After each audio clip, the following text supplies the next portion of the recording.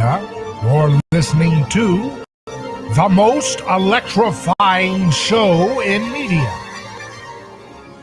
A Neighbor's Choice.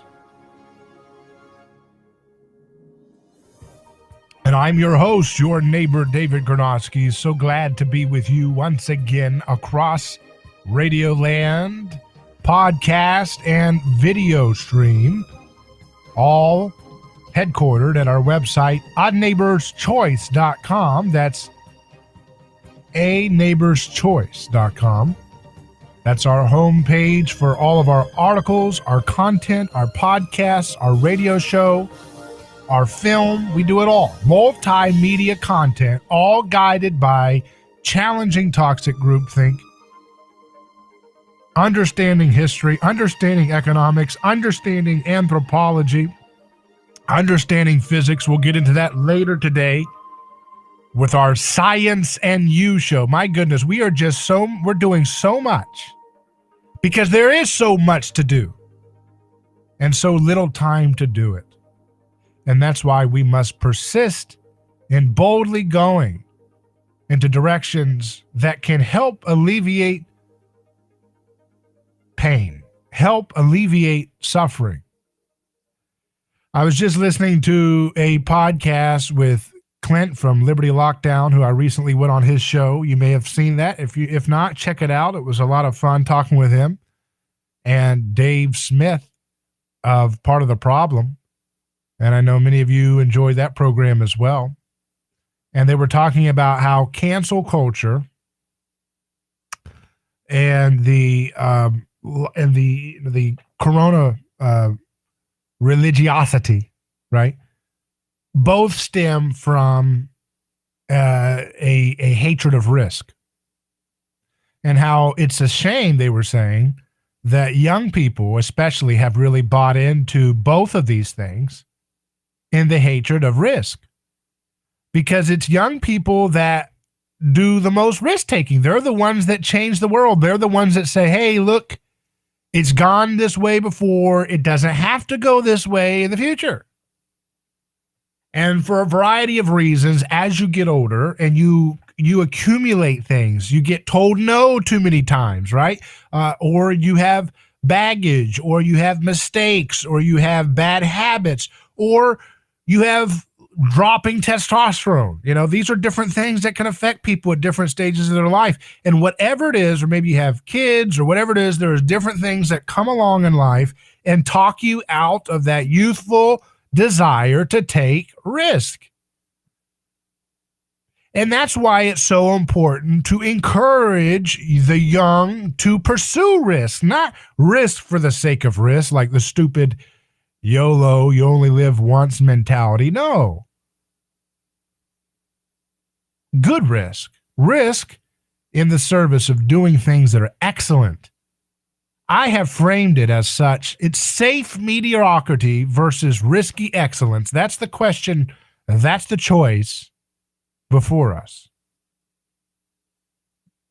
The establishment is built on promulgating safe mediocrity. And as I've told you, it's not very safe either. But they present it as safe. Cancel culture. Safe mediocrity.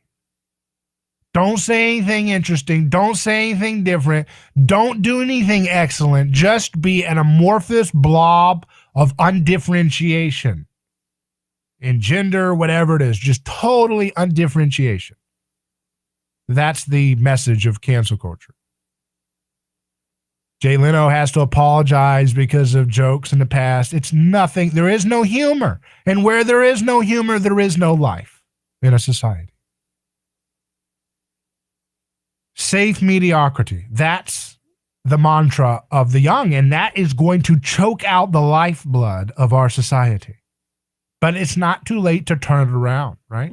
It's not too late for folks to move into what I promote, which is risky excellence. Risky excellence requires skin in the game. Risky excellence requires thinking for yourself. Risky excellence requires empathy. Risky excellence requires discernment. Risky excellence requires delayed gratification. In economics, they call it a low time preference. It's where you can defer instant consumption so that you could have long-term capital, whether that's in talent accumulation or social, advantage, whatever it is, you have a long-term view. That's what risky excellence is based on. Because, we have a society that wants us to stay stuck on safe mediocrity. And that's why the cancel culture stuff is totally the same as the lockdown cult. People are terrified of risky excellence. They're terrified of their immune system. They're terrified of dropping the seed oils. Even though the science has come out clear that these things should not be consumed, like soybean oil and so forth, but they're terrified of doing whatever the television tells them not to do. Or they're terrified of not doing what the television tells them to do. And that creates a society that is stagnant, that will decay, that will rot on the vine before it has any time to be ripe for the future. It'll rot. We don't want to rot. We want to renew. We want to cultivate. If your highest goal is to consume, you will be consumed. And the consumerist culture that we have in our society today is consuming safe mediocrity. Mediocre, weak impotence.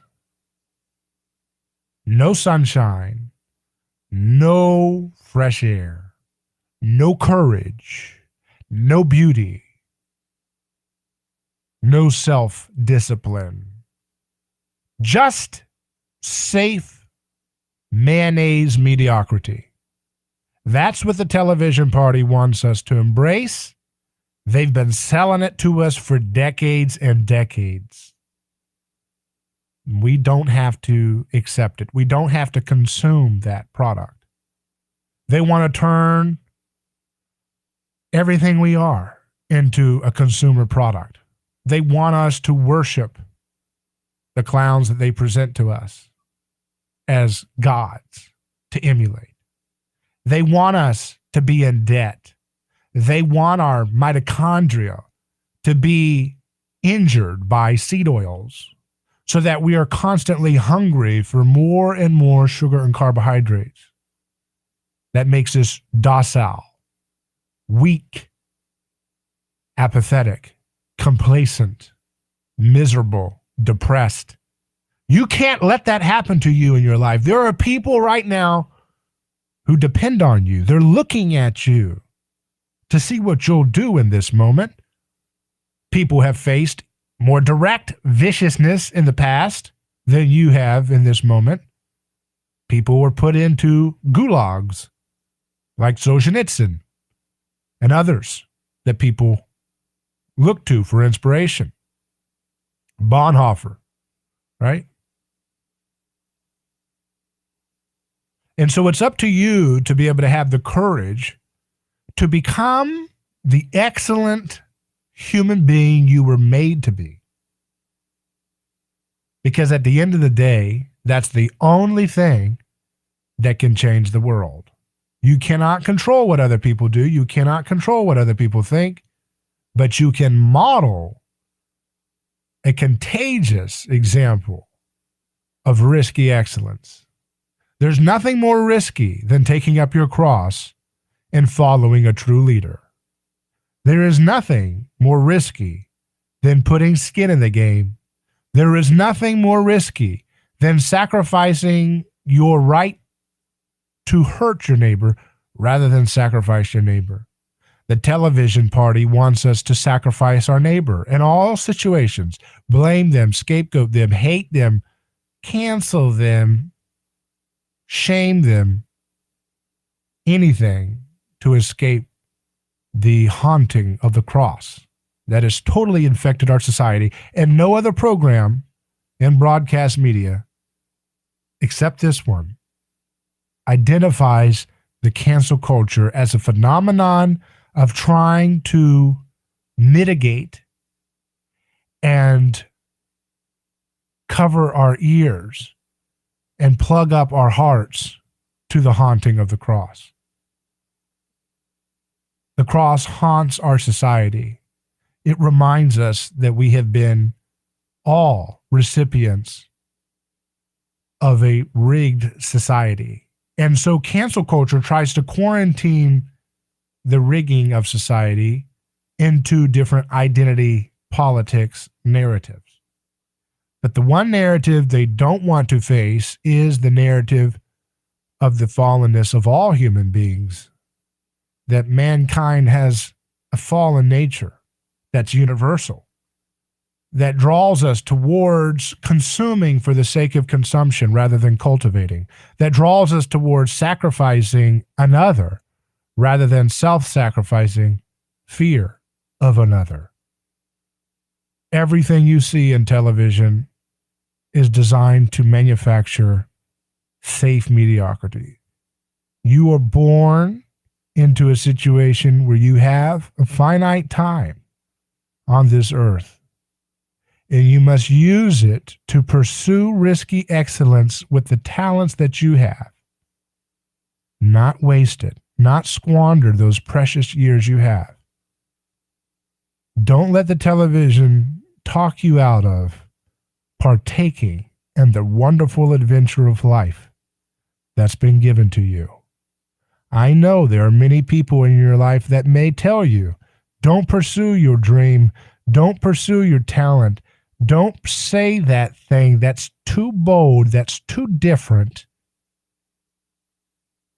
And it's okay to listen to wisdom, it's okay to listen to prudence, but at the end of the day, you have to pursue the talents that you've been given in a way that serves humanity, that shows that people can do things that are beautiful and good without stealing, without lying, without accusing, without kicking somebody else, that they can be in their own right models worth imitating. You have that opportunity to demonstrate that in your life. So we must pursue it, and pursue it to the fullness, the fullness that we have in our own hearts. You're listening to A Neighbor's Choice. We're going to get into the news and guests like Science and You and Tho Bishop for the Mises Institute when we return in just a moment. David Granosky here. Let me tell you about a man named Gabriel. Every day, Gabriel puts on his boots and drives across America to make sure our store shelves stay stocked with the food people count on. See, Gabriel served our country overseas. He knows that America stands for freedom, quality, and caring for others the way we would like to be treated. That's why when Gabriel saw food shelves getting low during the pandemic, he hit the road as a driver with Oakley Transport. In the land of the free, where no one should go hungry, we need heroes like Gabriel to help keep America fed. CDLA driving professionals. Join Oakley Transport today. Keep America fed. Visit oakleytransport.com or call them today at 1-877-8-TANKER. That's 1-877-8-TANKER. Are you ready to transform your career? Jess Smith was too. She was stuck on a job that was controlling her life, consuming her free time, and offering little opportunity for growing her pay. Then she found FinTech Mortgage Association, and she never looked back. FinTech Mortgage Association makes home lending simple, and they take care of home buyers like family. Using technology to make everyone's life easier, FinTech Mortgage Association equips each of their loan solutions architects with the tools they need to build a career with a schedule they control, a product they can take pride in, and an earning potential that is life-changing. Unleash your true potential. Join FinTech Mortgage Association. Visit finmay.com. That's FINMAE.com. You're in charge now. NMLS ID 1492187. Equal housing lender. A lawsuit is not something that anyone looks forward to. It's a stressful process. There are attorneys in Tampa Bay that keep clients well informed, creating less stress. That law firm is Catania Catania. Personal injury law is defended with full disclosure. There is no guessing game. If it's an auto accident, medical malpractice, nursing home negligence, unsafe working conditions, or motorcycle accidents, the law firm of Catania Catania will handle the process worry-free from start to finish. Many victims don't realize they have a claim for the loss until they talk to Catania Catania. They only represent private individuals and treat every case as if it's going to trial. Putting families first is more than just a slogan. It's their way of practicing law. It's a commitment to you. Remember, they don't get paid if you don't get paid. So go to CataniaCatania.com. Over 28 years in practice. Catania Catania personal injury, auto, and motorcycle accident attorneys. Catania Catania, putting families first. Office Tampa. Not attorney spokeswoman.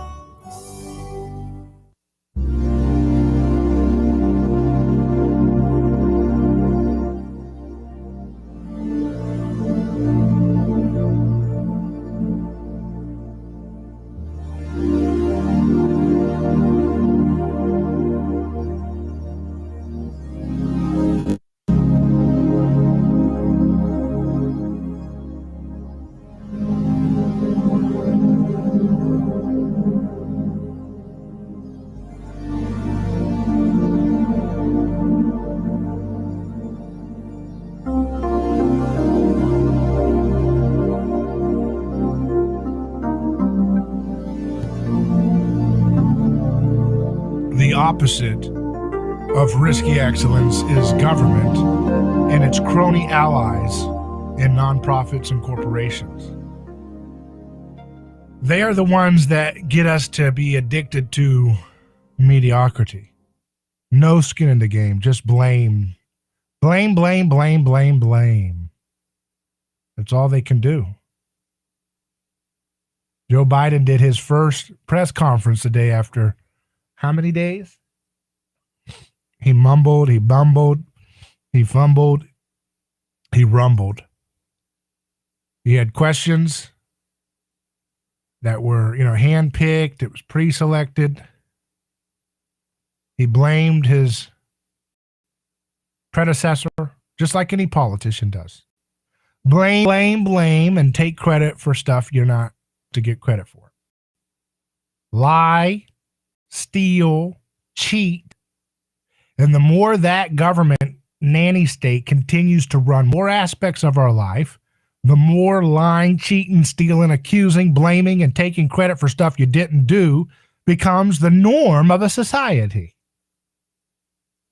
The founders knew that you should restrain government so that it does not allow itself to fester into every aspect of your society, because once you do that, its norms of conducting business, stealing, blaming, accusing, becomes the norm of everything in society, even outside of the official state. I saw this post by, it says at Boomy Leaks, somebody named that, and they said 2017, kids in cages. 2018, kids in cages. 2019, kids in cages. 2020, kids in cages. 2021, to be clear, while technically minors, what we're talking about here are mostly 16 and 17-year-olds, most of them males. These aren't young children. I mean, that summarizes that people will mimetically think anything they think will give them social advantage and belonging. People want to dupe themselves. And they will lie, lie, lie. And they lie so much that they don't know when they're lying anymore. They're just constantly justifying their arrogance, their hubris. Hillary Clinton is not a role model for young girls to emulate. This is a woman who cackles as she pillages Libya with this mafia hit on a person that she was helping to keep in power for so long. That's repulsive. Young girls should not emulate that. Young girls should not emulate doing what Hillary Clinton led, what they did to Gaddafi in the streets. That's what young girls should do. Of course, we know that's not what young girls should imitate. This is not controversial. This is normal reality. But the TV party wants you to suspend reality, to go into a fantasy with them in which they can create new rules that justify wicked, evil, sad, pathetic behavior. And it will only continue as long as people go along with it. That's it. So someone listening right now, they're driving in their car and they're saying, you know what? I didn't think of it that way. You have a choice to not go along with it anymore. You can do it. You don't have to participate in the collective groupthink that creates these ridiculous wars and these ridiculous role models like Hillary Clinton, who pillages a country like Haiti during an earthquake. How sick. Giving her brother an exclusive right to their gold mining? I mean, come on. No one should want their daughter to imitate that. Nobody since the dawn of time who has any ounce of conscience would want that. And the same for Kamala Harris and Bill Clinton. Now they're parading them around. Oh, they're going to talk about how young girls can look to them. Think about this. Do you want your daughter to imitate a woman who calls the media together to gather in front of Cherie Peoples' house? A woman whose daughter had missed too many days of government indoctrination public school because she had sickle cell anemia. And Kamala wanted to make an example out of this woman. She wanted to parade her as a prize, as a show of power. So she made sure she got all of her state media losers to show up and film as they carted Cherie Peoples out of her house in handcuffs. Is that the kind of woman that you want your daughter to imitate? I want to answer that. I want you to answer that.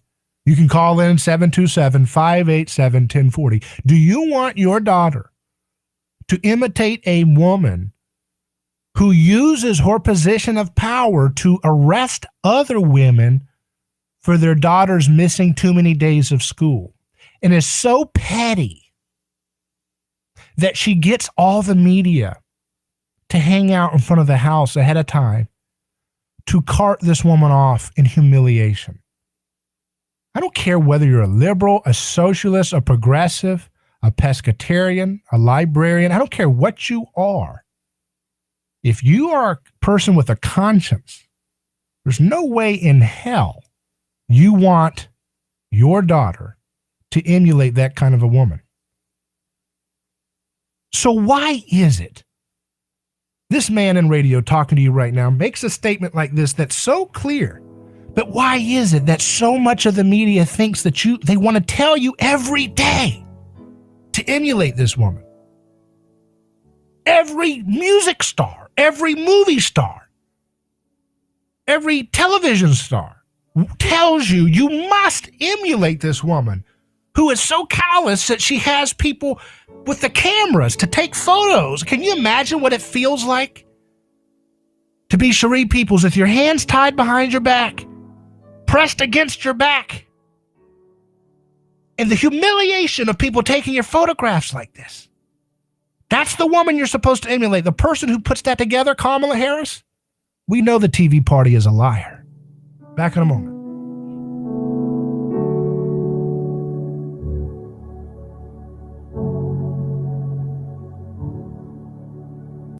Politics these days are just that, politics. Pathetic discussions about things that don't matter, while the pandemic, crime, and economic disparity march on. That's why you need a balanced approach to news, business, and entertainment in the state of Florida. That publication is newstalkflorida.com. Whether it's the White House, the courthouse, or your neighbor's house, News Talk Florida has the sources, articles, video, and audio that will be a must daily check-in from your laptop or mobile device. Take a look at newstalkflorida.com. Today's news and entertainment with a Florida slant. that. President Biden on the defensive during his first full media briefing in 2 months, fielding questions about the challenges here at home and abroad. The crisis at the border and influx of unaccompanied minors got the most attention. The president dismissing claims migrants are rushing to enter the U.S. because he's nicer than the previous president on immigration. Does anybody suggest that there was a 31% increase under Trump because he was a nice guy and he was doing good things at the border? The president saying that migration surge happens every spring, that he's working to deport undocumented adults and make sure the unaccompanied children are safe. Andy Field, ABC News, Washington. The president also weighing in on the filibuster. ABC's Jonathan Karl has more. It's not clear even if Joe Biden wants to do away with the filibuster, if he can, in fact, get that done. There are at least 2 Democratic senators, Manchin of West Virginia, Sinema of Arizona, who are opposed to that. ABC's Jonathan Karl. I'm Michelle Franzen, ABC News.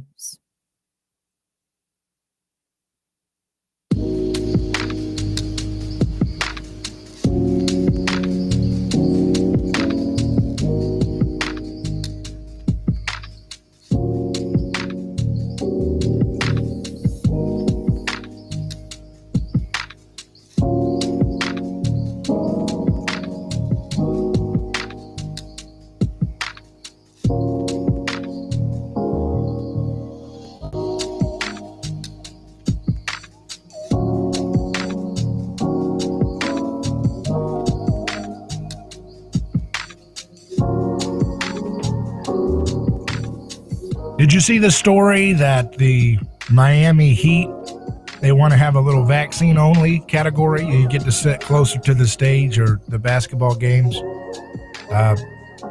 If you get your little vaccine, you know, and you still got to put your mask on. I mean, you get your little vaccine, your little experimental drug, because you want to be a little go along Happy Meal little follower. You want to show that you submit to groupthink and that you'll jump into a bus of experimental drugs.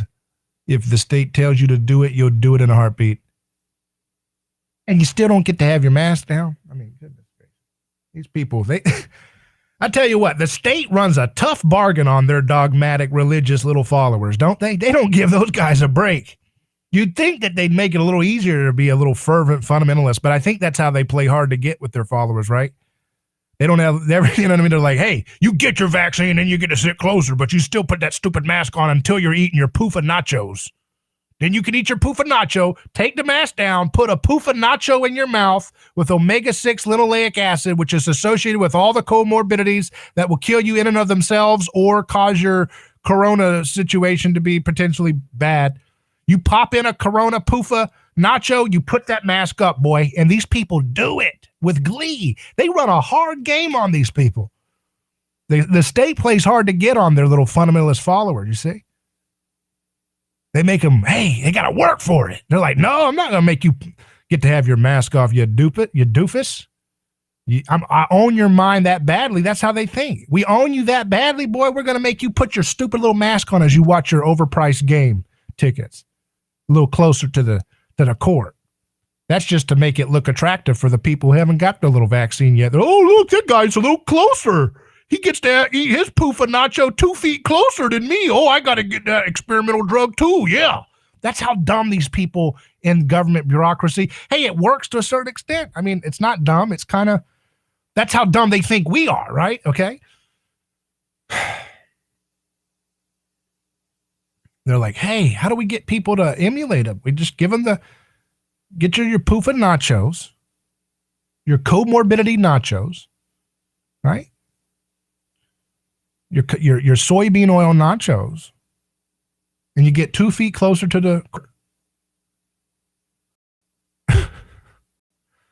And I wonder if they give them a discount on a ticket. They like to play hard to get with their followers, don't they? But that's what happens. You know, you if you serve an idol like the state, you're going to get worked over.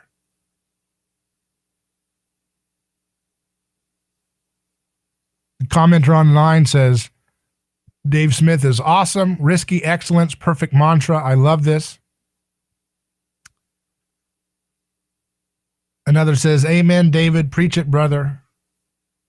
Nicholas says that is a profound no in response to when I asked if you want your daughter to imitate Kamala Harris, who battles to keep exonerating evidence away for people who are on death row. This is a person who represents the wrong side of getting answers about what happened in the Catholic diocese with child molestation. And people know that this isn't what they're supposed to imitate. But it's kind of like a bystander effect, right? If everybody else is clapping for a serial killer, a lot of people feel like I got to clap too. And you think, oh, that's too harsh. Don't compare people who use the state to lock up people innocently into rape cages in prison with a serial killer. How dare you? It's like, no, of course that's exactly an appropriate analogy. Let's be real here. What does the state do? It serially kills the life of people every day in wars that shouldn't be happening, in arrests that shouldn't be happening because they're nonviolent, victimless acts. And then they socially kill people by scarring them with a scarlet letter for the rest of their life because they go to prison for every kind of victimless nanny state violation you can imagine.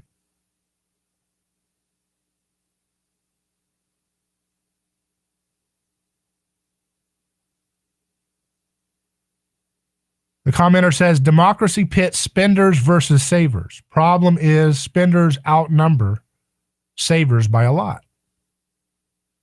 It's a good way to put it.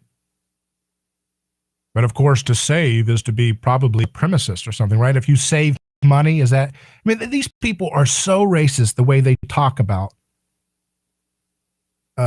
minorities. They were saying, you know, what was it? The Smithsonian thing saying if you want to have merit, if you want to have achievement, if you want to be on time, those are things that are connected to whiteness. Like, how stupid, these pathetic little patronizing bigots. Shut the hell up. Nobody wants to hear you guys. You guys suck. Okay? Your ideas failed. The only reason why they have so much power right now, and I'm talking about victimism, I'm talking about the TV party, the only reason why they have the kind of power they have now is because their ideas are backed up by corporations who make a killing off of the extraction of our wealth. That's it.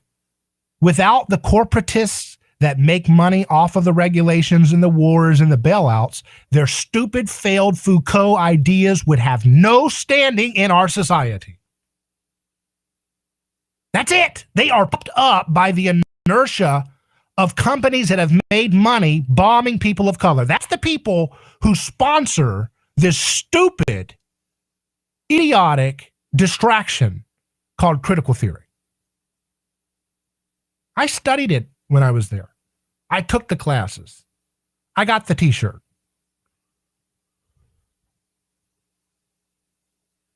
It's ugly. Just like their ideas. So they've already failed. They've already lost the idea battle. Now we just need people who are courageous enough to say that. Publicly, not in their backyard, publicly. Just say you lost. Just say you lost. It's over. We're not going to put up with this anymore. It's the culture that matters here. It's not about the elections. Don't think that you're doing something noble for humanity by voting for Mitch McConnell in his interest. It's about culture. MSN.com says Rutgers to require COVID-19 vaccination for students this fall. They've announced that all students planning to attend in-person classes in the fall semester must be fully vaccinated against COVID-19 with limited exceptions. The university announced in a letter Thursday that it will be updating its immunization requirements for students to include the COVID-19 vaccine as it moves toward a full return to a pre-pandemic normal for the new school year. Students will be required to provide proof of vaccination, but can request an exemption from the vaccination requirement for medical or religious reasons. Any vaccine authorized for use in the U.S., currently Moderna, Pfizer, and Johnson & Johnson, is acceptable, the university said. It is understood that some incoming students may be 17 years old and may only be eligible for the Pfizer vaccine. So in order to go to their school, you have to take an experimental drug from Moderna, Pfizer, or Johnson & Johnson. That's what they're telling you. Total legal immunity, not even FDA approved, which is a dubious thing anyways. Look at all the FDA approved drugs and how they kill 100,000 people or more every year just from side effects. But even on their own standard, they don't even have FDA approval. They have no legal skin in the game. But Rutgers University says you must submit to an experimental drug with no legal liability from Moderna, Pfizer, or Johnson & Johnson to learn our garbage. You got to get your kids out of these schools. Don't go to these stupid schools. What a waste of time. You know, when I went to university, I learned more just by checking out books in the library that was not assigned to me. It's just like, oh, you have this, let me read this, right? I learned more from that than any of the classes, right? You don't need, and now these books, you don't need to, you don't need to get them at the library, just get them online. They were not assigned. That's where you learn the things. It's your own self-learning, your self-education. That's where you get the good stuff. This is just more excuse to get out of these failed universities. Nobody cares about what they have to say. They are living, again, on the momentum of corporatists and their corporations that make money off of bailouts, Federal Reserve, rigging of the economy, nanny state regulations written by corporatists, and wars. I mean, NBC used to be owned by General Electric, which literally made money manufacturing products to sell to war efforts. And these people have, you're going to listen to these people about, hey, let's go to war. Oh, yeah, sure.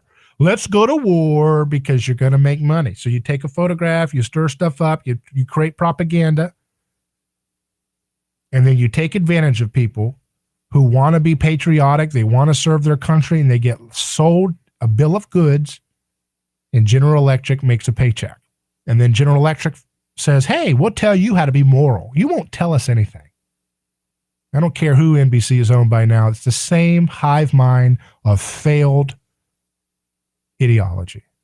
And we're moving to a new direction. We're going to a better place where we're going to have skin in the game. We're going to have personal freedom. We're going to have nonviolence. We're going to have creativity. And all of this will be spurred on by art and technology. Remember that. Art and technology. That's the things that we have to do to overcome tyranny. Art, good art, performance art, poetry, film, architecture, whatever. Make beautiful art, dazzling art, provocative art. And then the other thing is technology, right? Because if you create technology like decentralized energy too cheap to meter from the market, then you take away people's dependence on a tyrannical nanny state bully.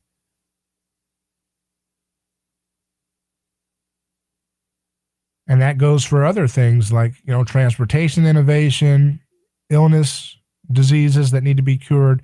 The more you solve problems with your own courageous pursuit of the truth and the development of services and goods and discoveries that will benefit everybody else, the faster we can turn a page on this failed paradigm of wannabe governance. They don't have much power. Their power is decrepit.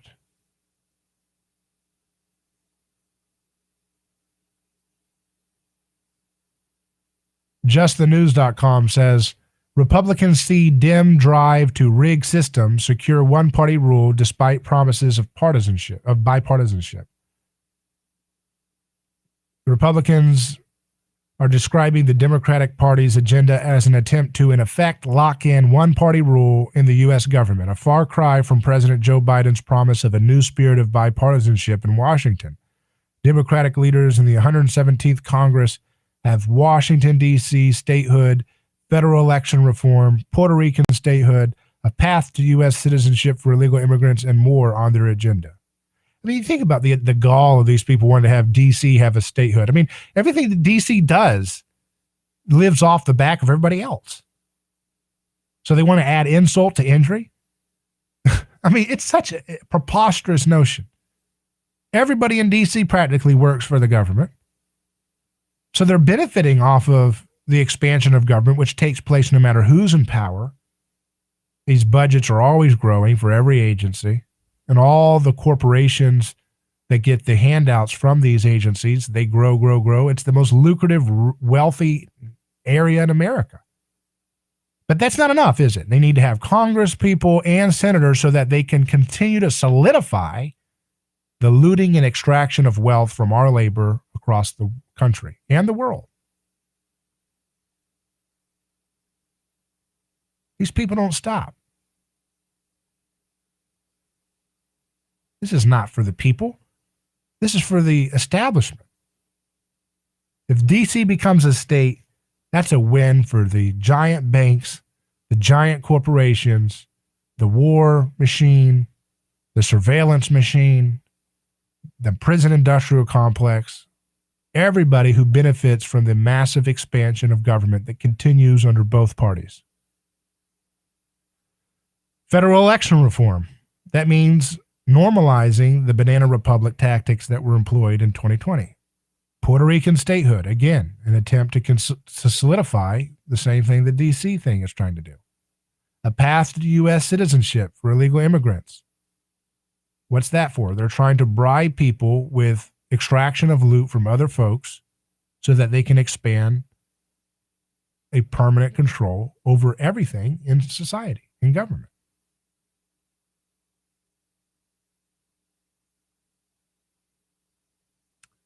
And they're never satisfied because they're consumed by the desire to consume. It literally consumes their heart.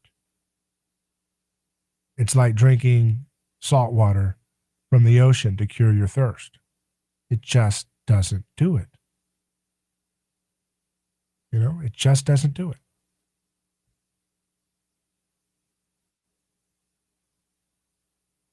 So they want to get rid of the, filibuster. They want to continually expand dubious voting practices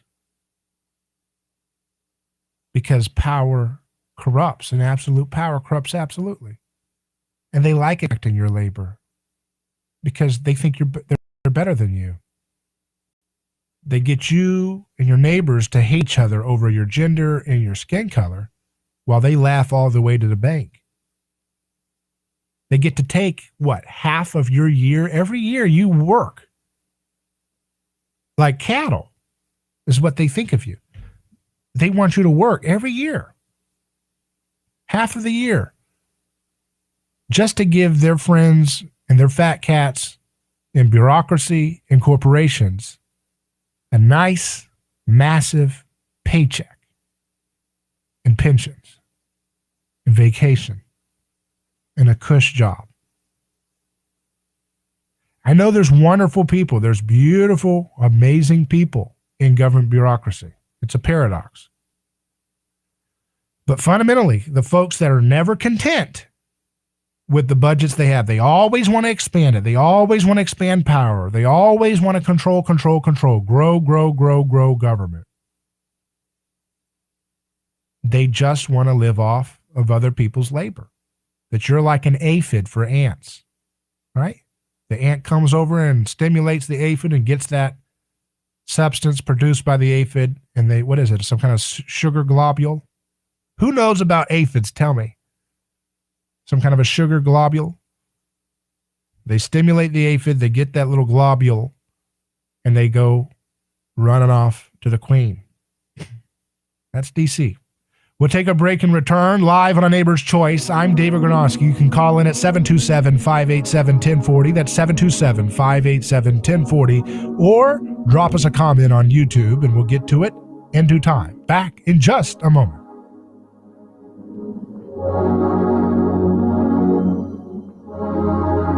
Hello, this is David Gronowski with A Neighbor's Choice. I've got a mission for you. I'm a big believer in eating family farm-raised, high-quality grass-fed beef. That's why I'm a frequent customer of White Oak Pasture, a 6th-generation beautiful farm in southwest Georgia. Support sustainable, delicious meat of the highest quality. Ask for White Oak Pasture's beef at your local grocery here in Florida, or go to whiteoakpastures.com, and first-time customers get 20% off on purchases with our exclusive coupon code NEIGHBOR. Who is your neighbor? Dave and Wally are team drivers for Oakley Transport. One day, they came across a very serious accident on the highway. Some might pass on by, but Dave and Wally saw there was no time to waste. They jumped into action and saved 2 people's lives with moments to spare. That's the kind of courageous love we need more of today. It reflects the respected culture Oakley Transport develops with their driving professionals.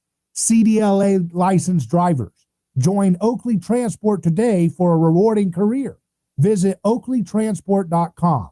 That's oakleytransport.com. Are you ready to transform your career? Jess Smith was too. She was stuck on a job that was controlling her life, consuming her free time, and offering little opportunity for growing her pay. Then she found FinTech Mortgage Association, and she never looked back. FinTech Mortgage Association makes home lending simple, and they take care of home buyers like family. Using technology to make everyone's life easier, FinTech Mortgage Association equips each of their loan solutions architects with the tools they need to build a career with a schedule they control, a product they can take pride in, and an earning potential that is life-changing. Unleash your true potential. Join FinTech Mortgage Association. Visit finmay.com. That's FINMAE.com. You're in charge now.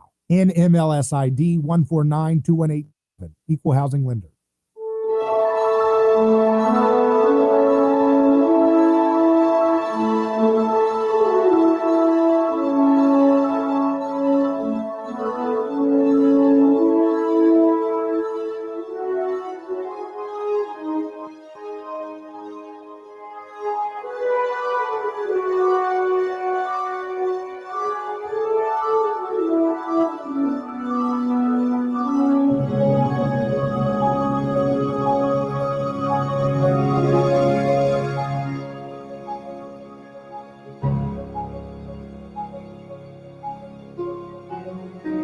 Welcome back to A Neighbor's Choice. I'm David Gronowski, your host. I mean, look at this story here. I mean, it's just insanity here, what we're dealing with. It's unbelievable. CNBC.com says Pfizer begins COVID vaccine trial on infants and young kids. I'm telling you, if your highest goal is to consume, you will be consumed by it. And this is what these people are consumed by. It's never enough. How many people who are babies have had an experience with COVID that was a deadly experience or a very vicious experience? But no, that's not enough. Pfizer said it has started a clinical trial testing its COVID-19 vaccine on healthy 6-month to 11-year-old children. A crucial step in obtaining federal regulatory clearance to start vaccinating young kids and controlling the pandemic. The first participants in the study have already gotten their shots, which were developed in partnership with German drug maker BioNTech. It intends to enroll 144 children in the first phase.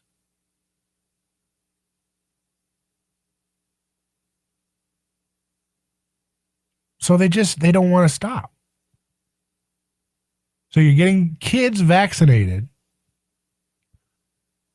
even though this thing doesn't have any evidence scientifically that it does a really bad number on children. They're going to put a vaccine in a 6-month-old kid. Your government is owned by these corporations. You understand that? That's all it is. They are a pass-through entity.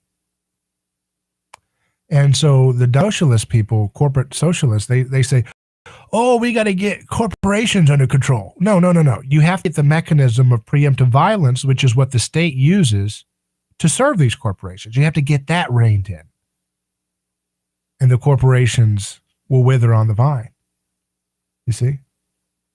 New Jersey gym owner who defied restrictions offering free memberships for anti-COVID vaxxers. That's Fox 5, New York. Ian Smith of Attilis Gym in New Jersey, in light of Krispy Kreme giving free donuts for receiving the shot here at the Attilis Gym, we are giving out free memberships to all who don't get vaccinated. We believe in health, the real way, exercise, good diet, plenty of vitamin D, zinc, and an environment to de-stress.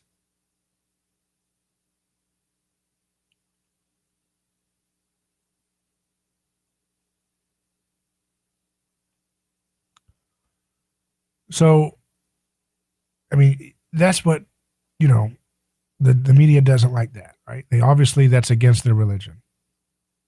Everything in their religion is about the control of society with the all-pervasive state.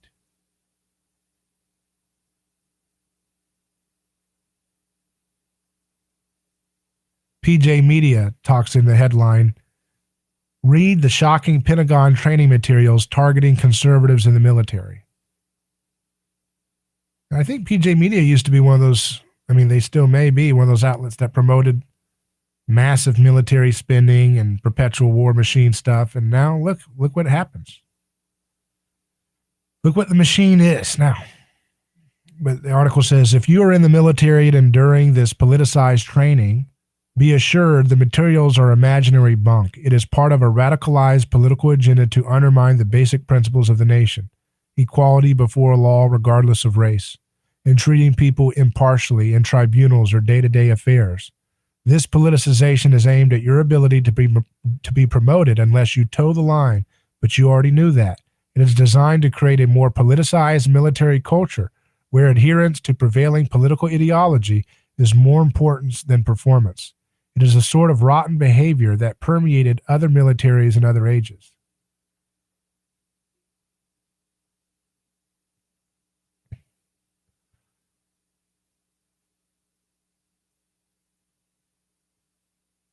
So they want to turn the military into political entity. How does that make you feel? Conservatives have been some of the most faithful advocates of a blank check for anything that Pentagon needs as a bureaucracy. And now it goes against those very heartland conservatives. Maybe they'll learn the lesson that expanding government bureaucracy, no matter what the agency is, will create corruption.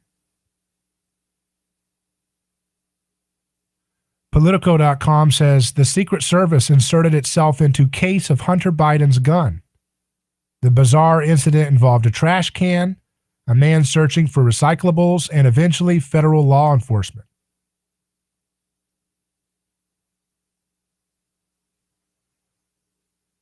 So basically, it looks like he had some violation and they made it go away. So that's what you see with the federal government. Secret Service is now used as a concierge service for those who are globalist politicians to loot you and to cover up anything, apparently, is what the story says, that makes them look bad. My, oh my. So tell me again, those conservatives who say, hey, we need to abandon downsizing government. Yeah. How's that working out for you? You keep expanding the Leviathan and it will devour everything before it falls on its own weight and brings everything down with it. So let's be nimble. Let's be smart. Let's promote love. Let's promote mercy. Let's promote skin in the game, responsibility. Those are the things that will prosper us into the future. I'm David Gornowski. We'll be back in just a moment. Your home for news, talk, and information. 1040 WHBO Pinellas Park. Tampa Bay's all new News Talk 1040. It's the only way I get news. From ABC News, I'm Michelle Franzen. President Biden fielding questions today about the influx of unaccompanied minors at the U.S. border and his first full news briefing since taking office. The increase now on pace to be the highest in 2 decades, colliding with a lack of housing facilities and a backlog to process cases. The president insisting the latest immigration surge happens every spring, and he's not giving undocumented adult immigrants a free pass. We're sending back the vast majority of the families that are coming. We're trying to work out now with Mexico their willingness to take more of those families. President Biden saying the only people they will not let sit on the other side of the Rio Grande by themselves with no help are children. Andy Field, ABC News, Washington. The news conference covering a wide range of issues from the pandemic and voting rights to North Korea and their latest missile test. ABC's Karen Travers is in Washington. For the first time in a year, North Korea overnight launching 2 short-range ballistic missiles. They traveled nearly 300 miles, falling into the Sea of Japan. This provocative move by North Korea follows its launch of 2 cruise missiles over the weekend. The president telling reporters that North Korea is the top foreign policy issue he's watching. The suspected gunman facing charges of killing 10 people this week in the Boulder supermarket shooting made his first court appearance today. ABC's Aaron Katursky with more. Ahmad Alissa sat in court in a Navy smock and white mask. His court-appointed attorney said the defense would evaluate his mental condition. Our position is that we cannot do anything until we are able to fully assess Mr. Alissa's mental illness. Alissa faces 11 counts, and prosecutors said more are coming. The crime scene has not yet been completed in terms of processing. We will be filing additional charges in the next couple weeks. The gunman charged in the deaths of 10 people, including a Boulder police officer, was ordered held without bail. Aaron Katursky, ABC News. You're listening to ABC News. It's such a beautiful night. Look at the stars. They're amazing. Did you know 20% of stars have planets orbiting them capable of sustaining life? How did you know that? You must spend a ton of time reading. Not at all. I use Blinkist. Blinkist? Yeah, it's an app that takes key insights from over 4,000 nonfiction bestsellers and gathers them into 15-minute blinks for you to read or listen to. With Blinkist, you can learn the main points of an entire book in just 15 minutes, as opposed to days or weeks. What kind of books? Nonfiction books in over 27 categories, from personal development to history, management, investing, philosophy, and more. Books like A Beautiful Mind, The 4-Hour Workweek, Freakonomics, and Sapiens. Blinkist makes it easy to learn about pretty much anything. Like the stars? Even the stars. Right now, radio listeners get 25% off, plus 1 free week when you go to Blinkist.com/grow. To get this special offer, go to Blinkist.com/grow. That's BLINKIST.com/GROW.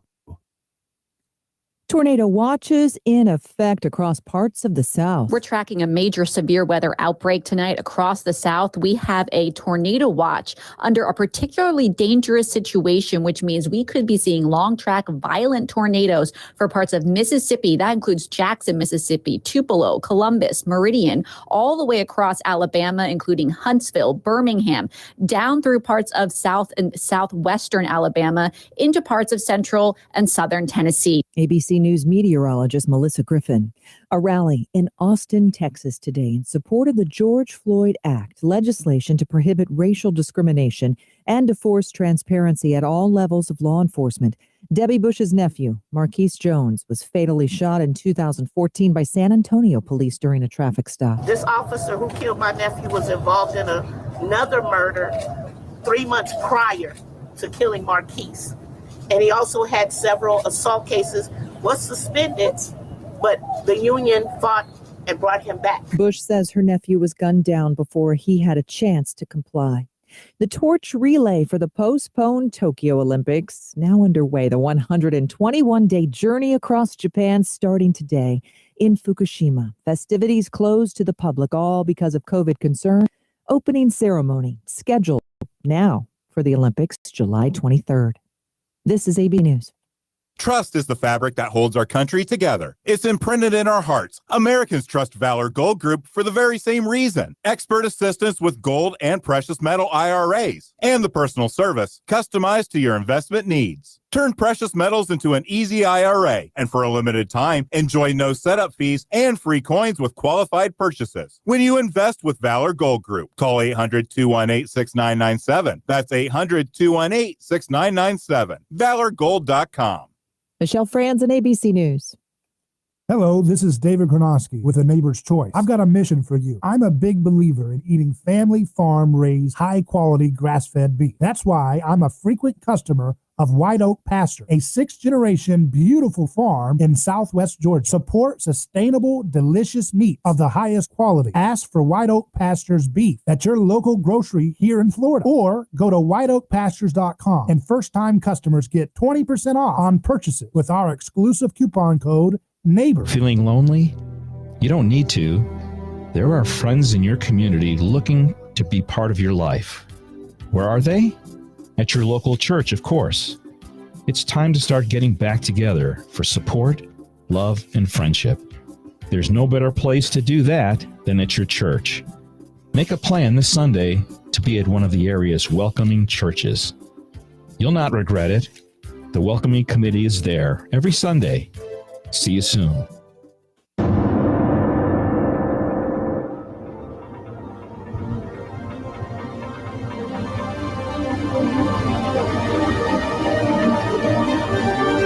From the heart of Central Florida, you're listening to the most electrifying show in media,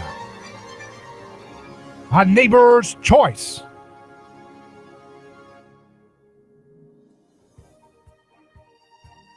I'm your host, your neighbor, David Kornowski. So glad to be with you again. Across Radio Land podcast and video stream and our website, OddNeighborsChoice.com. And it's Thursday, which means it's time for our tradition of turning away from politics and culture and economics for a moment as we talk about those things throughout the week, including later today with Tho Bishop of the Mises Institute. But we turn for a moment to the world of science, physics, chemistry, astronomy, cosmology, nuclear fusion, how to deal with diseases, when we get into some amazing solutions along the way. And so to do so, we have with us our chief science advisor and physicist, Dr. Yu. How you doing? Thank you, David, for having me on. I'm doing great. So I want to get right to this story that's exciting. You know, I sent it to you and I said, wow, this sounds exactly everything you hear on A Neighbor's Choice. And you know, it's one of those things, we've been talking about this for a long time. And we've talked about how black holes, based on your discovery in physics, don't exist, despite the conventional narrative that they do. And I saw, and you've always said that in the closer to the center of these galaxies, it's going to be, you're going to see a lot of strong magnetic fields, right? And here's this story that says, first image of a black hole gets a polarizing update that sheds light on magnetic fields. This is in space.com, published a day ago by Chelsea Goad. It says, following the mind-boggling release of the first image ever captured of a black hole, astronomers have done it again, revealing a new view of the massive celestial object and shedding light on how magnetic fields behave close to black holes. In 2019, the Event Horizon Telescope produced the first ever image of the black hole, which lies at the center of the M87 galaxy, 55 million light years from Earth. The image showed a bright ring with a dark center, which is the black hole's shadow. In capturing the image, astronomers noticed a significant amount of polarized light around the black hole. Now, the collaboration has revealed a new look at the black hole, showing what it looks like in polarized light.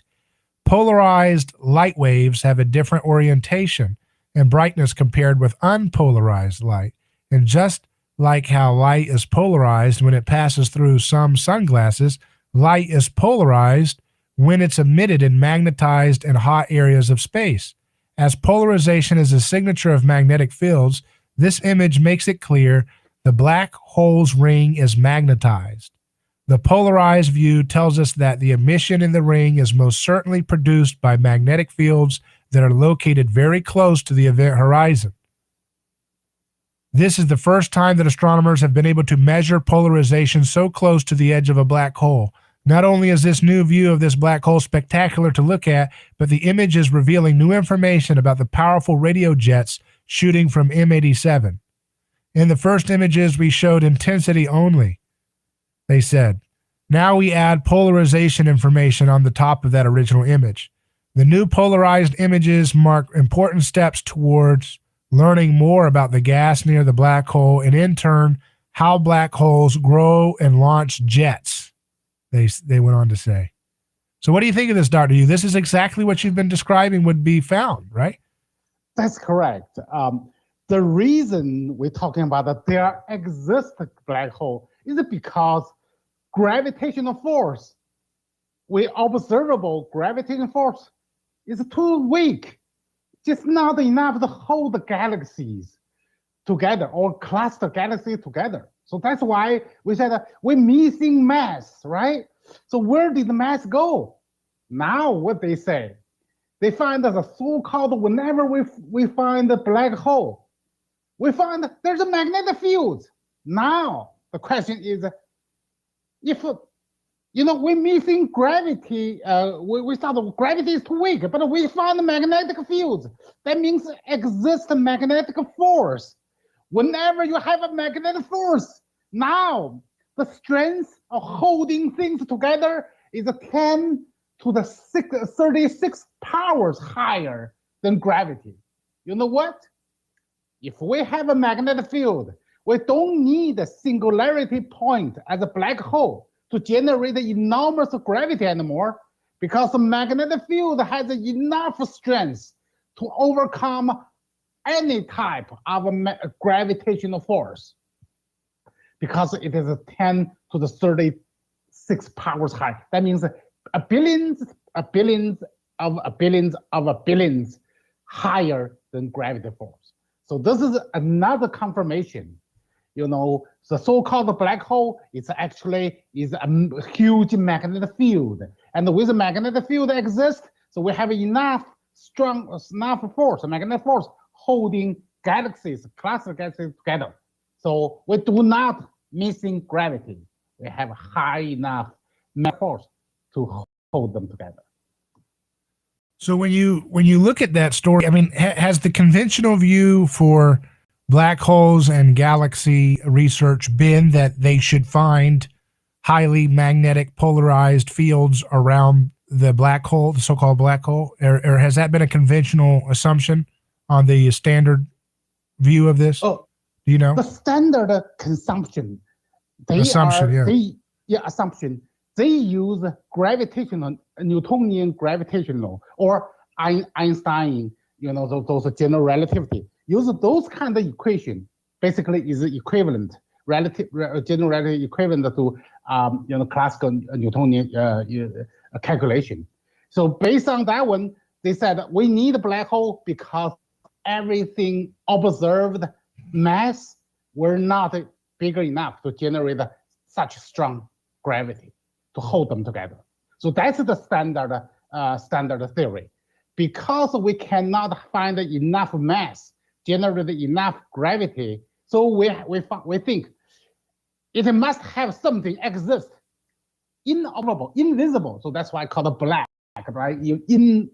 Invisible, but have enough force to hold them together. That's what the standard theory stands.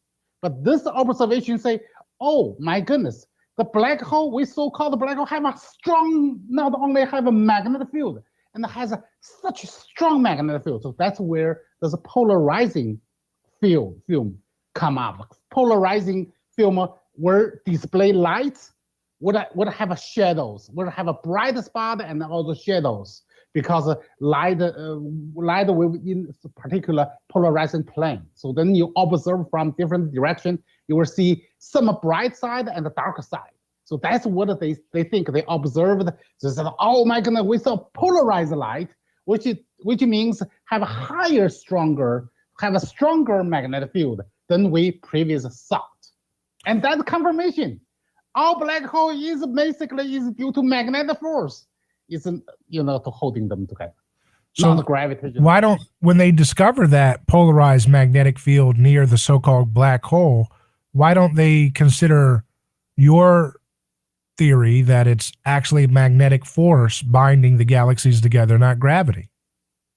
In the field of physics, there are so many different branches. It's highly compartmentalized. If you study black hole, you know nothing about a magnetic field, okay? So somehow, based on the general relativity, those singularity equation, you do not see any magnetic field in that equation. So basically, people working in silos because the physics is so complex. The modern physics is so complex. Nobody understands. They study black hole. They don't even understand what is the Big Bang, because they come from a different point of view, from a different theory. They all originate differently, and lots of contradictions with them. So I'm not surprised that when observe this magnetic field, this strong magnetic field, they may not be the one study. They are not the one who study theoretically magnetic hole. So let's turn to another story real quick here. It's in Yahoo. It says scientists might have just stumbled upon a new kind of physics by Carolyn Delbert. And it says that there's intriguing new results at the European Organization for Nuclear Research, also known as CERN, that point to a new force of nature that scientists don't understand. The anomaly is seen in B mesons, which are paired quarks. They disintegrate into muons and electrons at an uneven rate, puzzling experts. The secret lies, the article says, in an elusive, unstable particle called a B meson, which isn't biodegrading according to plan. What should we learn from this story? Is there anything here? Yes. This is the current physics at the cross section. So we can no longer rely on so-called standard model of physics, which is quantum mechanics, the center of quantum mechanics. So because of we have so many problems with the standard model, and that's a study the microscopic world, right? So now the macroscopic world, we usually use so-called general relativity. So what happens in this case? They said that whenever we confront the measurement, accurate measurement, we found that there's discrepancies with the so-called standard models, that's standard physics. So this is another evidence. We said that if the standard model considered is a complete, since 2012, discovered Higgs boson, the God particle, we consider the theory is already completed. It can explain everything. But what happens afterwards? We find that we do not understand dark matter, dark energy, antimatter, and acceleration, expanding of universe. So basically, we have so many things we don't even understand with the completion of a standard model. So this is basically, so what happens? They started relying on doing experiments. So use a Large Hadron Collider at the CERN and try to find out. So if there's something called a new physics, something different than standard model. And they found one. They said, okay, we use the Large Hadron Collider, we create a new particles called B mesons. Use this one. This one means it was existing during the Big Bang, but afterwards is decayed into other things. But they said, okay, since then we recreated this particle, and to do a collide, see what happens, and find out. Well, when during the decade, based on the standard model, if a standard model is correct, so based on standard model, they should decay have an equal number of muon, the heavier electron, and electrons. So both should have equal number of them. That if a standard model is correct. However, they found no, it's uneven. So we always have like 20% more electron than have a muon. So that points to another flaws with the standard model. But if a standard model is flawed, what that mean? That means the entire foundation of modern physics is flawed. That's exactly what we predict. The modern physics actually is fundamentally is wrong. So that's why nobody understands in any area, nobody understands anything else, other area, because all the theories contradict each other and irrational and illogical. You're listening to A Neighbor's Choice. We're doing our Science and You segment with Dr. Yu. We'll take a quick break and return with more science news. There's news of low temperature nuclear reaction getting more traction, something that we, of course, have been talking about for years, even when it's not fashionable. We'll continue to explain what's coming in the future on Science and You. And then we'll hear from Tho Bishop of the Mises Institute and as we continue. David Granosky here. Let me tell you about a man named Gabriel. Every day, Gabriel puts on his boots and drives across America to make sure our store shelves stay stocked with the food people count on. See, Gabriel served our country overseas. He knows that America stands for freedom, quality, and caring for others the way we would like to be treated. That's why when Gabriel saw food shelves getting low during the pandemic, he hit the road as a driver with Oakley Transport. In the land of the free, where no one should go hungry, we need heroes like Gabriel to help keep America fed. CDLA driving professionals, join Oakley Transport today. Keep America fed. Visit oakleytransport.com or call them today at 1-877-8-TANKER. That's 1-877-8-TANKER. Are you ready to transform your career? Jess Smith was too. She was stuck on a job that was controlling her life, consuming her free time, and offering little opportunity for growing her pay. Then she found FinTech Mortgage Association, and she never looked back. FinTech Mortgage Association makes home lending simple, and they take care of home buyers like family. Using technology to make everyone's life easier, FinTech Mortgage Association equips each of their loan solutions architects with the tools they need to build a career with a schedule they control, a product they can take pride in, and an earning potential that is life-changing. Unleash your true potential. Join FinTech Mortgage Association. Visit finmay.com. That's FINMAE.com.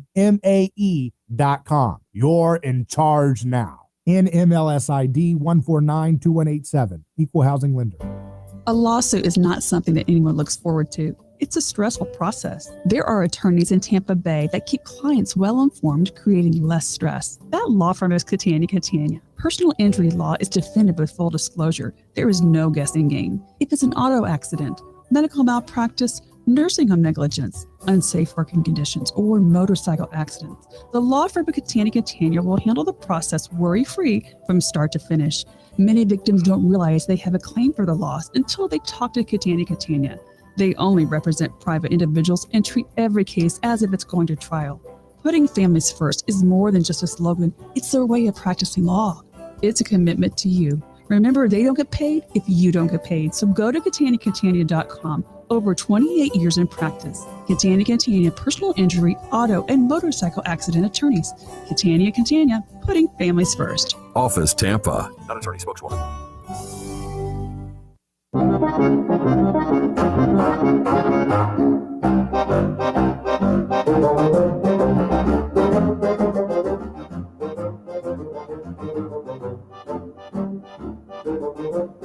Welcome back to A Neighbor's Choice. I'm David Granosky. We're doing our Science and You segment that we do every Thursday.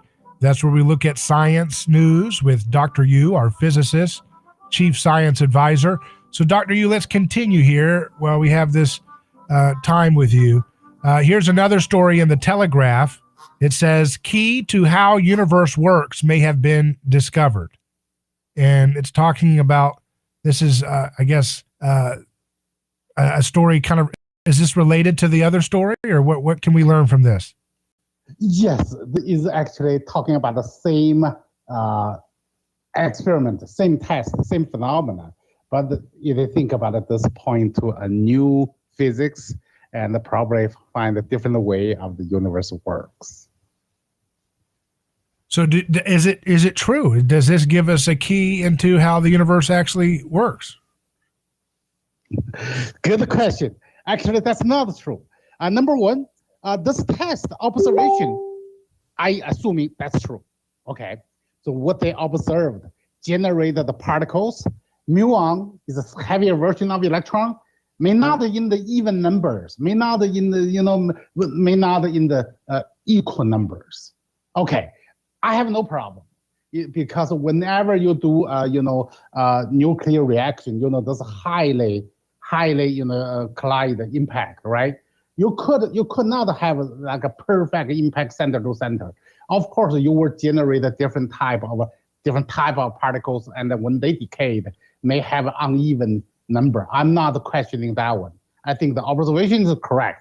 However, the conclusion in this observation says it actually, this conclusion is, it may access a new particle. That's what it says, and represent a new kind of fundamental force.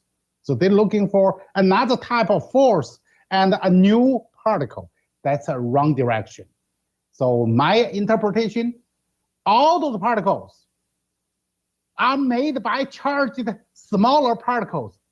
What is that? It's a magnetic field. So no matter how high velocity you impact, particles, you always get a smaller part, which is a charged particle, and which is made of little magnetic particles. It's a magnetic particles. So there is no new physics. They do not have a new particles, but they just meant it. Say the current standard physics model is completely, fundamentally wrong. Wow. So that's what it means to me. IEEspectrum.org says whether cold fusion or low energy nuclear reactions, U.S. Navy researchers reopened the case. After more than 3 decades of simmering debate in specialized physics groups and fringe research circles, the controversy over cold fusion, sometimes called low-energy nuclear reactions, or LENR, refuses to go away. On one hand, ardent supporters have lacked the consistent, reproducible results and the theoretical underpinning needed to court mainstream acceptance. On the other hand, vehement detractors cannot fully ignore the anomalous results that have continued to crop up, like the evidence for the so-called lattice confinement fusion adduced last year by a group of NASA's Glenn Research Center. Scientists at the Naval Surface Warfare Center, Indian Head Division, have pulled together a group of Navy, Army, and National Institute of Standards and Technology labs to try and settle the debate. Together, the labs will conduct experiments in an effort to establish if there's really something to the cold fusion idea, if it's just odd chemical interactions, or if some other phenomenon entirely is taking place in these controversial experiments. What do you think of this, Dr. Yu?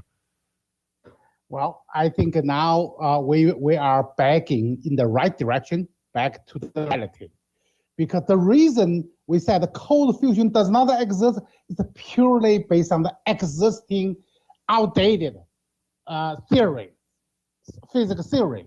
Think about it as the fusion theory. Think in order to generate a fusion type of energy, you need fusing 2 lighter element particles together, like a fuse 2 proton, hydrogen proton together in order to create energy. That theory is completely wrong. Let me tell you. You can never fuse 2 things together and gain higher energy. That theory is incorrect. However, that theory is still considered standard classical nuclear theory. Okay, so this is from theory, we think this fusion cannot exist. However, from practice, we have dozens of successful, over maybe hundreds of dozens of successful experiments not in the institution, but from average, the citizen scientists. They demonstrated, they find we can generate more energy than input somehow from their practice. I think Navy now, combined with other, national institution, try to pick up this one. It's purely based on the practice and find enough evidence to convince us this is the right way to go. We should not ignore that, especially with competition from all other countries, Great Britain, the European allies, and from Japan, and even from a rivalry, China and Russia. We're out of time. Thanks again, Dr. Yu. It's always great to see science and you together. A NeighborsChoice.com will return. There is all kinds of lunacy going on. The madness of 2020. Weekdays 11 to 2. I'm just so fed up with these Democrats. It's unbelievable. Get it straight from Chris Plant. They're so hypocritical. It makes me sick. It's the Chris Plant Show. This has just got me going on. And the left is waging war against the police in the United States. Telling it like it is. You should be thanked profusely for getting to the point. You're a voice of reason in the sea of idiots. The Chris Plant Show. Weekdays 11 to 2. News Talk 1040 WHBO. In his first formal news conference, President Biden faced immediate questions about the migrant surge at the southern border. It happens every single solitary year. There is a significant increase in the number of people coming to the border in the winter months of January, February, March. He also addressed the pandemic, North Korea, China, the filibuster, and running for re-election in 2024. Tornado watches are in effect across 7 states from Mississippi to Illinois. Twisters spotted in the Birmingham, Alabama area. Officials in Texas have nearly doubled the death toll from last month's winter storm and historic blackouts to at least 111 people. The first court appearance today for the suspect in this week's deadly supermarket shooting in Boulder, Colorado. Ahmad Alissa was ordered held without bail. Stocks rallied into the close to end the day at their session high. The Dow closed up 199 points. Daria Albinger, ABC News.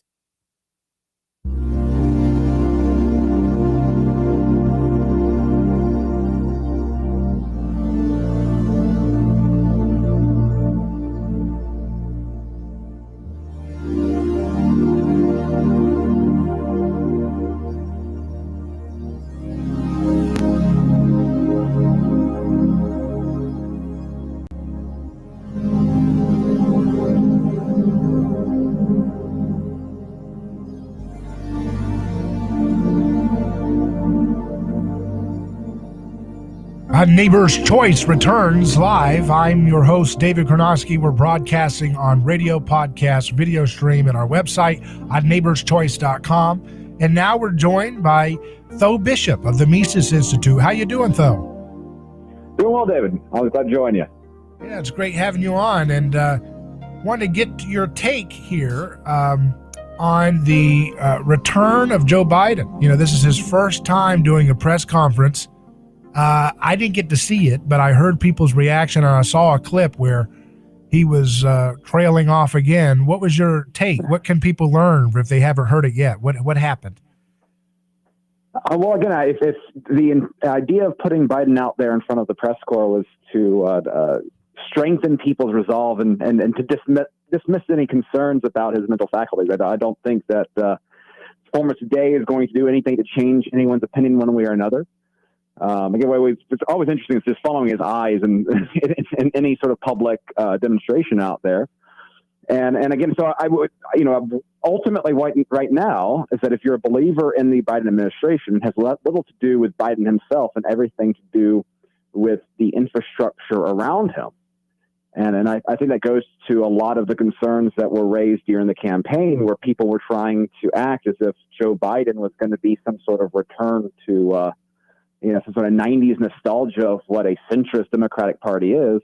No, when you've got someone that's propped up who is not able to demonstrate any sort of strong, powerful presence, it's going to be the minions that are the ones making the policy. And the minions today are far to the left of what they were during the Clinton years, and even far to the left of where they were even during the Obama administration. Yeah, it's interesting to see the media as desperate to try to get people to really believe that their lying eyes are lying, right? That Joe is really in perfect command of everything. He's totally just plugging right away, right? Right, and it's telling when you have things like that was last week, where you had Twitter, had to promote this, fact check sort of story of people questioning whether the footage of Biden answering questions was green screen because of the way his hands interacted with the mic. Now, again, it's perfectly, there's all sorts of things that can look weird and funny and in live action. That's perfectly fine. But it's when people are actively questioning it and question it to the extent where the media feels they need to respond to it.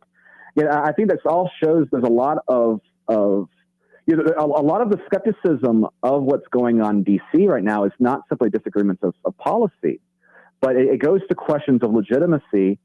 I think all of this, of course, is highlighted by the concerns that continue to swarm the integrity of the 2020 election. You have a lot of people in America today that believe that Biden was not legitimately elected, and that even if he got the most votes, that he did so being propped up by corporate power in America, by the press, and even by foreign outlets. And of course, this is kind of highlighted with there's a story out today with Hunter Biden and some of the actions of the Secret Service and dealing with some of his actions in the past. There's just all sorts of again. I think that when people are going beyond simply policy disputes, but instead having these much larger concerns about the state and the legitimacy of the executive branch, regardless of your opinion, regardless of where you individually stand, when people in large masses start having those questions, it changes the dynamic there in terms of our relationship with our federal government. Yeah, I want to ask you about, they had that whole situation with the military bureaucracy in the Pentagon and Tucker Carlson, and what a mess that was, and, Republicans have always been very dutiful in writing a blank check to Pentagon bureaucracy, $1 trillion a year in foreign policy expenditure and so forth and so on. And what did that get them? What did that get them when you have a bureaucracy that is coming out and, well, you've got two things. So let's talk about what they did with Tucker and what that means. And then also with these, these reports that there's an attempt to push Michel Foucault's, critical theory as the standard mantra that will unite the military towards greatness in the 21st century. Right. It's the dynamic there. I think it's interesting because I still think that if you look at, what is the population that is enlists in the military more than anyone else. I mean, it is still, I think, that sort of conservative demographic of, white working class males. And this is exactly why, I think it was Congressman Steve Cohen of Tennessee going into the inauguration. I mean, you had members of Congress actively questioning the loyalty of the military because of the current political environment. And so I'm not surprised at all that since the Biden administration has occupied the White House, you have seen an amplification and trying to impose a very heavy-handed cultural push into the military. And of course, there's always been a disconnect between the service as a whole, the actual service members and leadership, right? I mean, there's a bureaucratic aspect in terms of any promotion in government service. That it's a different sort of skill set than necessarily who serves the best in the field.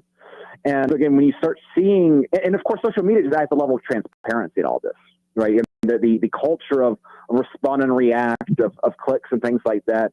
So what we have is an incentive structure here that rewards kind of childish public displays that causes, I think, validly people that have always seen the military as similar to like law enforcement. I think conservatives, that they've seen this as kind of the two most important institutions in America. And then I think between the corruption of the FBI and again, a leadership of the Pentagon that wants to go out of its way to take pot shots at Tucker Carlson. I think that, again, this goes to this larger question of state trust in institutions. And of course, it started off, Congress nationwide has had very low approval ratings for a very long time, right? And then the White House has become largely politicized, where like if your team is in the White House, then you like the presidency, fine. But there's been other institutions that have had kind of bipartisan faith, right? The Supreme Court has kind of played that role. It's been seen, perhaps I think a little incorrectly, as a non-politicized institution. The military has played that role to various degrees. Other federal agencies. And what we've been seeing in the last few years is, again, questioning, sometimes on both sides, but particularly I think with conservatives. When the Supreme Court with Amy Coney Barrett, didn't take up the case about, the ability of change of state courts changing election laws going into 2020. The fact that I think a lot of conservatives are recognizing that a lot of these institutions that even that they nominally hold, that they've always depended upon, perhaps actually don't have their best interest at heart. And again, I think this is part of this larger questioning of the federal government in ways. I mean, particularly after a year where state government and state leadership has taken such a major role in our lives, it's creating this very interesting tension, I think, with voters, and again, and the federal government in a way that we'll see how things evolve there. But it's something that's different than just simply disagreeing with who won the election last time around. Yeah, there's something that's really different about the tone coming from D.C. We've never seen anything like this after an election where they have military control of the Capitol, and it's just they're talking about wanting to root out anything that is considered extreme, which of course extreme though means if you have empathy for the victims of Kamala Harris, right? Like when she arrested Cherie Peoples and carted her out in front of the photographs, she had the media all there taking photographs of Cherie Peoples, a woman whose daughter had missed too many days of public school because of sickle cell anemia. And she made sure she had the media there to cart her out in humiliation. Like, if you think that that's a problem, then you're an extremist, according to the DC bureaucracy, right? If you have a problem with Kamala Harris's record of callous disregard for people like Cherie Peoples, then you're considered extreme. Unless you accept callous disregard of empathy and oppression, if you don't care about that, then you're okay. But if you have a conscience that's pricked by endless wars, mass incarceration. I mean, just think about this for a moment. So, if Trump had been reelected, he didn't do enough clemencies when he was in there, but there are people who have been on my program who probably would have gotten clemency by now. But with Joe Biden, you can rest assured they're not going to do a thing to help anybody who are in a pandemic-riddled prison where they're getting fed garbage food. There's no social distancing. There's no ability to get proper sunshine, right? And they're doing nothing about it. And the media totally covers it up, right? And so, if you have a problem with anything about this, then you're an extremist, according to these idiots in D.C. Yeah. Well, and you see it, I think, particularly with the way that, old school liberals like Glenn Greenwald and Michael Tracy and some of these others, I mean, you have this entire assault by the corporate press against, self-publishing outlets like Substack, precisely because it provides them a venue to attack the regime that the establishment left is so proud of. And so, again, it's not even attacks from the right, where you have like absurd, there's like a PowerPoint presentation, the military doing their de-radicalization training, and you have Pepe the Frog and other online memes, right alongside the swastika, which is really ridiculous. But it's not even just something on the right. It's on the left. They're trying to restrain and silence any sort of dissent on that end. Because again, they're trying to do everything. I think it's because there is this shaky foundation of the lack of confidence in the Biden administration, that they're doing everything they can to try to silence as much dissent as possible. Mm-hmm. Yeah, it's a strange world. So when you see in your own interactions in Florida, do you see people changing their perspective about the Pentagon bureaucracy in this recent time of them turning into a political entity? Oh yeah, I have a lot of friends that are veterans that are deeply concerned with the state of the military right now, and I think a lot of it's been building up over angst over policies overseas and questioning a lot of. I mean, particularly when I think a lot of people lost a lot of respect. When Mad Dog Mattis, who the most celebrated general, of modern within modern American history, the way that he responded to Trump and some of the comments thereafter, that is where I think you first started seeing a lot of cracks and a lot of a loss of trust. And again, these leadership positions. And again, once you start having that, and again, it's giving these people TikToks and Twitter accounts to rail against conservative media figures, and none of this does anything to help that bolster the underlying goal of national security. And you don't see any other military, I think, in the world that has people in positions of power or have microphones representing the military that behaves in the way that we've seen members of the American military react in recent years. And for those that have served, for those that continue to serve, I know there's a lot of people that are concerned about that. And of course, others people are just concerned about what that means in terms of America's presence in the world today. So it's, I think these are important questions. And the thing is, I don't think any of this is particularly new. There's a long history of the 20th century of the military being used as one of the initial means of trying to push certain social policies. A lot of the regimentation of the progressive era, a lot of it had a military sort of spin to it. But I think once you start touching on cultural issues that are in such obvious conflict with the majority of the public, I think those issues always tend to be a lot more amplify the idea that something's wrong here in a way that perhaps other things don't. And so again, I think I've been surprised in my day-to-day conversations the amount of conservatives that again are openly questioning the current state of the military and law enforcement, particularly on a federal level, more than some of your local sheriff's office, for example. But those two challenges, I think, to those traditionally conservative-backed institutions are some of the more interesting fallout, and how that ends up playing going forward is going to be something interesting to watch. We're speaking with Tho Bishop of the Mises Institute. Their website is mises.org. We're the leading free market voices in America today. Mises Institute, mises.org is their website. We'll continue in just a moment after this short break. Hello, this is David Gronowski with A Neighbor's Choice. I've got a mission for you. I'm a big believer in eating family farm-raised, high-quality grass-fed beef. That's why I'm a frequent customer of White Oak Pasture, a 6th-generation beautiful farm in Southwest Georgia. Support sustainable, delicious meat of the highest quality. Ask for White Oak Pasture's beef at your local grocery here in Florida, or go to whiteoakpastures.com and first-time customer get 20% off on purchases with our exclusive coupon code NEIGHBOR. Who is your neighbor? Dave and Wally are team drivers for Oakley Transport. One day, they came across a very serious accident on the highway.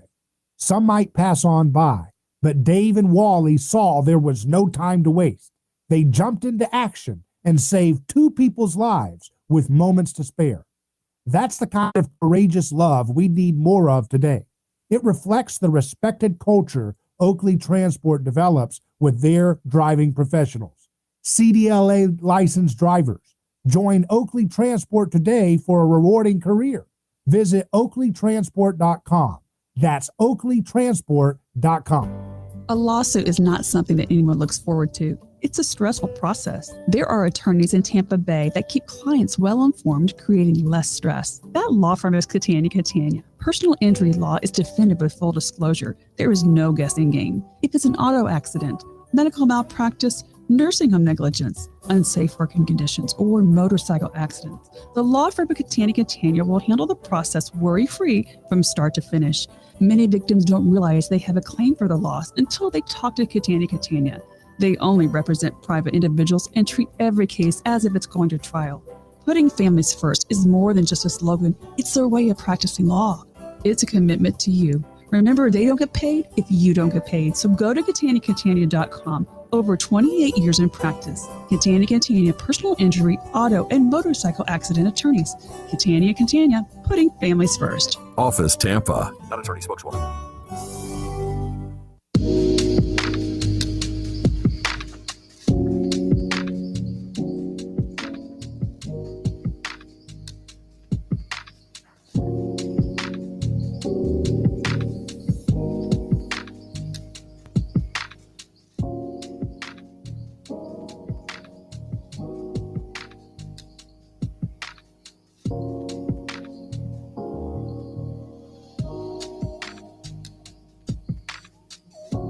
Hello, David Gronowski here. You're listening to A Neighbor's Choice live on radio, podcast, video stream, and our website onneighborschoice.com. We return now with Tho Bishop, our guest of the Mises Institute. So, Tho, I want to ask you a question from YouTube commenter Gokata. She says, what does everyone think about mandatory corona vaccines for kids for school? My kids were going to try school this year. No, I think anytime you have a medical mandate is a major red flag. And luckily, I think in the state of Florida, that's something that we do not have to expect coming. I think that the governor has made a strong stand about that. But I have no doubt there'll be some areas where they're going to try it. But I think that any sort of mandatory requirements for a vaccine, particularly at that age, is a very dangerous thing. And of course, what's going to be interesting to see is how much corporations try to leverage their power in the economy to force that in ways that perhaps the government, at least in the U.S., will not get away with. But then so certainly something I do not want to see come into America. Well, you saw the Miami Heat said they're going to have a vaccinated citizen-only section that's closer, but you still got to put your mask on in between your poofa nachos, though. Oh, lovely. Yeah, I almost got kicked out of a football game in Atlanta this past New Year because I was yelling too much at the game while drinking my beer. They didn't like that. So how in the world is it's going to be interesting to see. Now they're talking about a lot of football stadiums going to full capacity come the fall. I'll be interested to see how they what role they try to make vaccines play in that. But Look, I always enjoy watching SEC games in particular, and the degree of actual compliance when the TV cameras look around the stadium is not necessarily the highest rate out there. You had a story, since we're talking about science, that you shared on your profile called "The Unstoppable Momentum of Outdated Science." Mm-hmm. Can you tell us a little bit about something we can learn from this story? Just a little takeaway point. Yeah, well, that article in particular was looking at the way that so often we see in various types of science the use of models that are quickly proven to be outdated, but yet people keep acting as if these models are correct and therefore try to derive policy recommendations based on these models that are proven to be outdated. And I think that this in particular was started with looking at some of the COVID-related stuff and the way that a lot of the modeling in terms of I think you had some of the early models showed like, we're going to have 2 million people dead without doing these certain things in the U.S. And I know that played a big role with some of Neil Ferguson's models in the UK. And of course, none of these were accurate. And yet a lot of a lot of those early policy recommendations were based off these flawed models. It's also true in terms of global warming. That's another one of the big examples is where all of those models for various temperature global temperature raising and things like that have been proven to be wrong. I mean, just over time, and yet still a lot of these assumptions built in are so accepted that they're a lot of the so-called journals out there publishing so-called science are based off this stuff. And of course, this is something that this is exactly one of the main sort of ideological pushes of the Mises Institute, because the Austrians have been railing against exactly this sort of oversimplified, these oversimplified models for social sciences. And again, it's become so mainstream and so baked in. I mean, this is one of the great scientific revolutions of the 20th century, and it's been a disaster in terms of what it has resulted in terms of actual policy. Just about every single central banker in the world, is brought up in this sort of intellectual environment. So many of the data scientists and the climate scientists and all this sort of stuff, we've created a very homogenized field. And that's all it gets me is when people talk about diversity in the Fed or some of these institutions, like you can have superficial diversity all you want. If all these people are going through the same universities and learning the same stuff, then you really don't have any, what you lack is intellectual diversity. And that's exactly the problems we have in a lot of our elite circles right now. So I thought that was just a great, that article was a nice, easy read in terms of the modern context on some of the many ways this issue of overstating the value of modeling plays out. Yeah, it's amazing. So much faith in science, and Thomas Kuhn talked about how a lot of scientists, they operate on faith of the reigning paradigms. And of course, government bakes that faith in longer than it should last, right? When it gets overturned. Yep. And that is holding us back so much. It's holding us back on medicine, transportation, energy creation, nuclear science, so many different things. And we are just living in the dark ages because people have a superstitious trust and groupthink already, but then when the state comes in, that gives them even more religious, blind faith in the things that are not working. So, meanwhile, we have, someone posted a tweet from Obama back in, years ago, back in 2012, saying Vice President Biden on Afghanistan. We are leaving in 2014, period, right? I mean, so that's what we get. No science breakthroughs, but we get plenty of perpetual bombing and never ending, just never ends, and nobody cares, right? I mean, at least in the TV party. Yeah, well, the two go hand in hand. I mean, the amount of money that comes in from going to military and contractors and things like that. The government gets what it prioritizes, and if you look at the budget of the government, you see exactly what it prioritizes, and it wants more war because it spends a lot on war. And we're subsidizing. We subsidize the consolidation of science, which is which is fundamentally unscientific, and you see it with I think the COVID experience does such a great job highlighting, illuminating a lot of the very structural problems that are much larger in scale. If anyone that was varying off from the accepted narrative on these issues, was completely dismissed as a crackpot, right? And you see particularly the we see bodies like the WHO in particular, which is obviously so fundamentally compromised by the Chinese Communist Party and the role that they play on dictating American policy. It's really profound. I mean, just incredible to see how deep this intellectual corruption is. But it's something that's been baked in the system for decades now, and again, we see the consequences of it. When we see so much stagnation, in terms in the economy like this. So, Tho, you seem to have a pep in your step all the time. What do you think gives you so much joy and happiness? Well, I'm just so grateful every day to wake up in the free state of Florida. Yes, it's the first time in quite a while where I'm genuinely proud of the government I live in. I think every Floridian has a great reason to be thankful for living in, with Governor DeSantis. I mean, there's literally, I don't think any other, government body out there in the world right now that has, you can always nitpick, but I think in terms of its standing right now, I'd rather be a Floridian than just about anything else. And that's something to be happy about. And I think that ultimately, I don't think that there is any sort of, silver bullet in terms of fixing, American federal politics. But the more that people recognize how important state government is, and you have a greater appreciation for political decentralization and federalism and all these sort of ideas that were always baked into the idea of the American Republic, but were discarded over the years for various different reasons.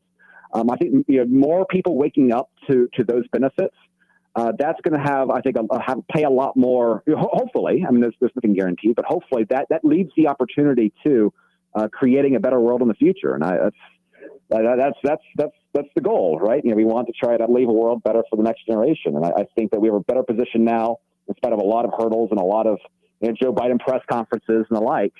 And the more people that are awakened to the real problem, the better chance we have to change it. Do you think this is a fourth turning? There's a transitionary phase. Have you heard of that?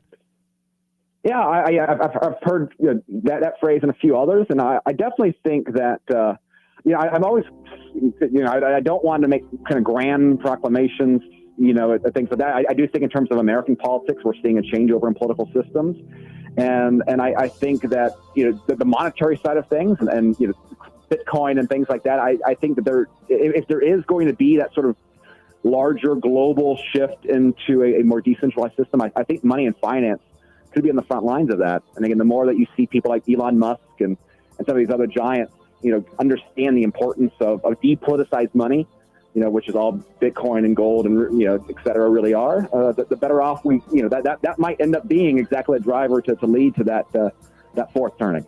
Thanks again, Tho, for joining us, and visit Mises Institute, MISES.org for more content like what Tho has provided today. I'm David Granosky. It's been a pleasure. We'll see you tomorrow. But for now, Godspeed. your home for news, talk, and information.